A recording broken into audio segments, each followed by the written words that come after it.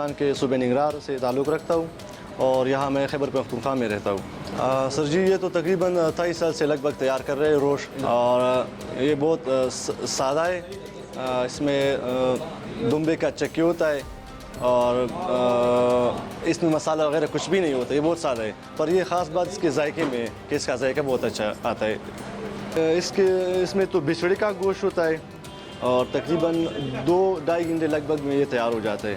اور ہر پتیلی کا مختلف وہ ہوتا ہے نا، سائز ہوتا ہے، اس سائز کے حساب سے گوشت بھی ڈالا جاتا ہے اور آلو بھی ڈالا جاتا ہے۔ اس میں کوئی مسالہ بھی نہیں ہے سر، یہ بہت سادہ اور سمپل ہے۔ ایک تو ہماری صفائی بہت زیادہ ہے اس میں، دوسری ہے کہ ہمارا ہاتھ کا ذائقہ بہت اچھا ہے اور ٹیسٹ جو ہے وہ بہت اچھا ہے، اور اخلاص ہے اس میں۔